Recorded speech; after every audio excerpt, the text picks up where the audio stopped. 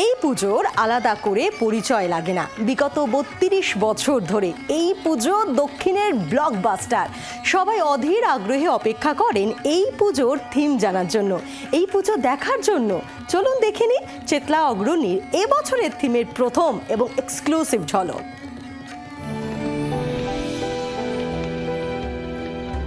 পূর্ণতোয়া স্রোতস্বিনী। গঙ্গা নিয়ে আজও রহস্যের শেষ নেই। পুরাণে বর্ণিত আছে শিবের জটা থেকে গঙ্গার উৎপত্তি। বিজ্ঞান বলে অন্য কথা। গোমুখ হিমবাহ থেকে সূচনা হয়েছে গঙ্গার। যে প্রশ্নের উত্তর আজও মেলেনি তা হল গোমুখ ছাড়িয়ে তপোবন। সেখান থেকে প্রায় 11 কিলোমিটার দূরে এক শিখর আকাশগঙ্গা। অনেকে বলেন গঙ্গার উৎপত্তি সেখানেই। হিমালয়ের কোল ছুঁয়ে ঋষিকেশের তরাই পেরিয়ে হরিদ্বারে সমতল স্পর্শ, এরপর কাশী, বারাণসী, পাটনা হয়ে বাংলার মুর্শিদাবাদে ভাগীরথী নামে প্রবেশ, তারপর নাম বদল হয়ে হুগলি নদী হয়ে কলকাতা পেরিয়ে সোজা গঙ্গাসাগর। গঙ্গার এই দীর্ঘ যাত্রাপথে সম্পূর্ণটাই চেতলা অগ্রণীর পুজো মণ্ডপে। তবে মূল চর্চিত বিষয় ভাবনা গঙ্গার দূষণ। থিমের নামও তাই। মণ্ডপে ঢুকলে সুবিশাল এক কোষাকুষি, যার মধ্যে গঙ্গা জল রেখে মায়ের পুজো হয়। কিন্তু পতিতোদ্ধারিণী গঙ্গা কি তার প্রাপ্য সম্মান বা যত্ন পায়? প্রতিদিন প্রতিনিয়ত আমাদের জীবন রেখা গঙ্গা নদীকে বিষিয়ে তুলছে। যতই সমতলের ওপর দিয়ে গঙ্গা বইছে, ততই ক্রমান্বয়ে বাড়ছে তার দূষণের মাত্রা। এই ব্যাপারটাই উদ্বিগ্ন করেছে পরিবেশ নিয়ে দীর্ঘদিন ধরে চর্চা করা এই শহরের মহানাগরিক ফিরহাদ ববি হাকিমকে। তাই তার পুজো চেতলা অগ্রণীতে তারই ভাবনায় শিল্পী সুব্রত বন্দ্যোপাধ্যায় তৈরি করছেন গঙ্গার শুরু থেকে শেষ।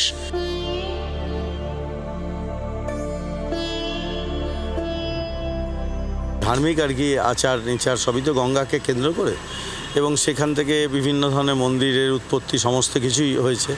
তা আমরা ওই অ্যাম্বিয়েন্সটাকে তুলে ধরার চেষ্টা করব।